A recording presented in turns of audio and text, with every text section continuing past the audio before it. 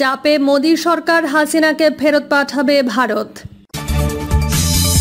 এবং সর্বশেষ জানাবো, আদালত চলতো আনিসুল হকের চেম্বারের হুকুমে, তাদের পছন্দ না হলে হাইকোর্টও রায় পরিবর্তন করত। এতক্ষণ শুনছিলেন সংবাদ শিরোনাম, এবার বিস্তারিত। চাপে মোদি সরকার, হাসিনাকে ফেরত পাঠাবে ভারত। জুলাই আগস্ট বিপ্লবের সময় ঘটে যাওয়া নৃশংস দমন পীড়ন, গুম ও হত্যার দায়ে বাংলাদেশের সাবেক প্রধানমন্ত্রী শেখ হাসিনার বিরুদ্ধে আন্তর্জাতিক অপরাধ ট্রাইব্যুনাল অবশেষে গ্রেপ্তারি পরোয়ানা জারি করেছে। টেলিভিশনের স্ক্রিনে ভেসে ওঠে সেই নাম, শেখ হাসিনা। এজলাস কক্ষে নেমে আসে নিস্তব্ধতা, সময় যেন থেমে যায়। জুলাই ও আগস্টের অভ্যুত্থানের পর থেকেই শেখ হাসিনার বিরুদ্ধে মানবতা বিরোধী অপরাধ ও গণহত্যার অভিযোগে বিচারিক কার্যক্রম চলছিল।